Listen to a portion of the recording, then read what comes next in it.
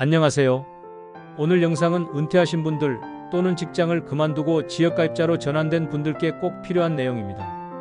바로 국민건강보험료를 줄일 수 있는 실전 감면 방법 4가지를 알려드릴 겸 실제로 이 방법들을 활용해서 월 5만원에서 많게는 30만원까지 줄이신 분들도 있습니다. 놓치지 말고 끝까지 봐주세요. 직장을 다닐 때는 회사에서 절반을 내주기 때문에 건강보험료가 크게 부담되지 않았지만 퇴직 후에는 지역가입자로 바뀌면서 보험료가 확 늘어나는 경우가 많습니다. 특히 소득이 없는데도 집이나 자동차 같은 재산 때문에 보험료가 산정돼서 일도 안 하는데 왜 이렇게 많이 나와? 하시는 분들 많으시죠? 하지만 이런 분들을 위한 감면 제도들이 있습니다. 문제는 많은 분들이 이런 제도를 모르거나 신청을 안 해서 혜택을 못 받고 있다는 것이죠. 그럼 건강보험료를 감면받는 4가지 실전 방법에 대하여 알려드리겠습니다. 첫 번째는 피부양자 자격 유지 또는 전환하기입니다. 가장 먼저 확인하셔야 할 건 혹시 자녀나 배우자가 직장에 다니고 있다면 그 사람의 피부양자로 들어갈 수 있는 조건이 되는지입니다. 피부양자는 보험료를 내지 않고도 건강보험 혜택을 받을 수 있습니다. 조건은 다음과 같습니다. 연간 소득 2천만원 이하 근로사업이자 연금 등 모든 소득 포함이고요. 재산세 과세 표준 9억 원 이하인데 대부분 1주택자는 해당되는 분들이 많습니다. 예를 들어 자녀가 직장 다니고 있고 본인은 따로 사업소득이나 연금소득이 적다면 피부양자로 등록해서 보험료 영원으로 가능할 수 있습니다. 이건 무조건 확인하셔야 하는 첫 번째 감면 방법입니다. 두 번째는 임의계속가입제도 활용하기입니다. 이건 퇴직하신 분들이 3년간 기존 직장 보험료 수준을 그대로 유지할 수 있게 해주는 제도예요. 조건은 간단합니다.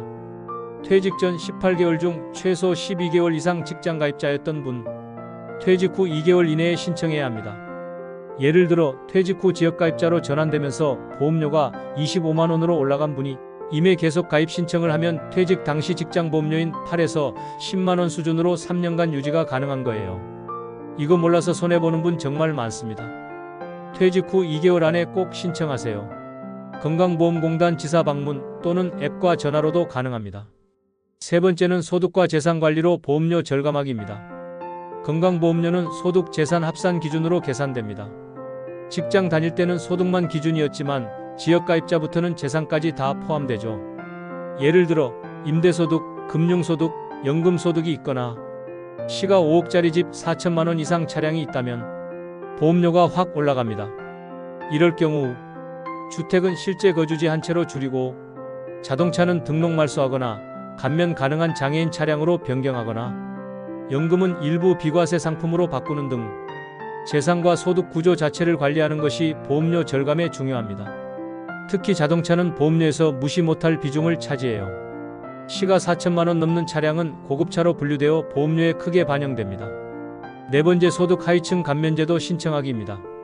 정부는 소득이 낮은 가구를 대상으로 보험료를 최대 50%까지 감면해주는 제도도 운영하고 있습니다. 조건은 소득 하위 20% 이하면 50% 감면, 30에서 50% 구간이면 30% 감면, 기초생활수급자나 차상위계층은 자동 적용되기도 하지만 가구 구성, 재산, 소득 등으로 감면 대상인데도 자동으로 안 되는 경우도 있습니다.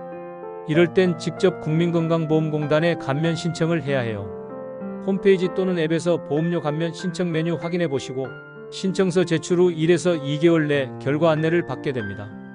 마지막으로 이 2가지도 꼭 체크하세요. 첫째, 건강보험 고지서가 잘못 나왔다면 이의 신청이 가능합니다. 건강보험료는 매달 정기적으로 나오지만 간혹 소득재산 정보가 잘못 반영돼서 보험료가 지나치게 많이 부과되는 경우가 있습니다. 예를 들어 이런 경우들이 있죠.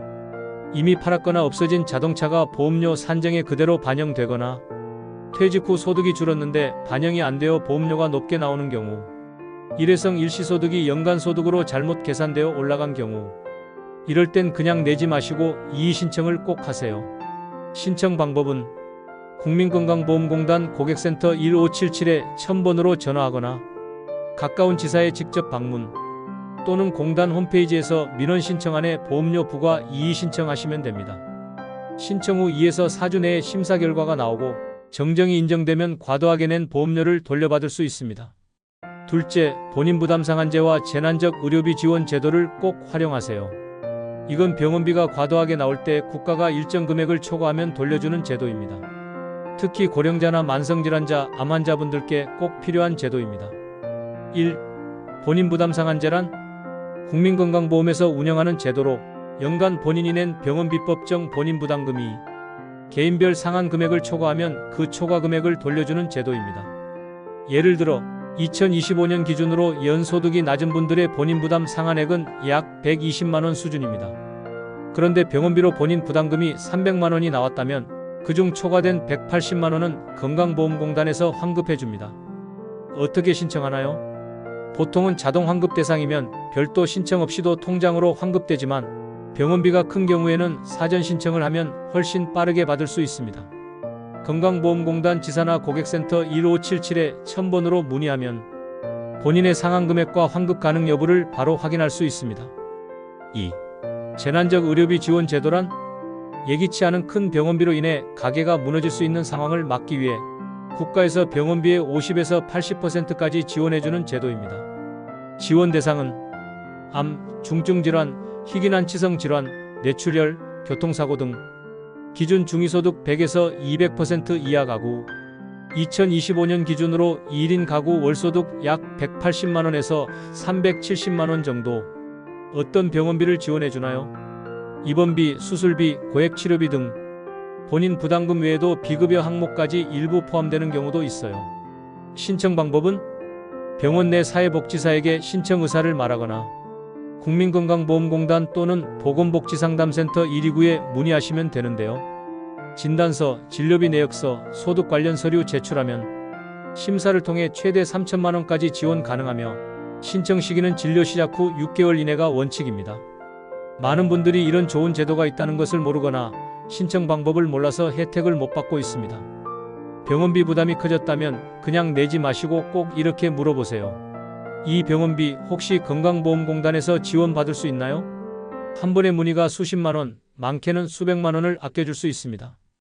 오늘은 많은 분들이 부담스러워하는 국민건강보험료, 그 중에서도 지역가입자로 전환된 분들께 도움이 될 수 있는 실질적인 감면 방법 4가지를 소개해드렸습니다. 피부양자 등록, 임의 계속 가입, 소득재산관리, 소득 하위 감면 신청.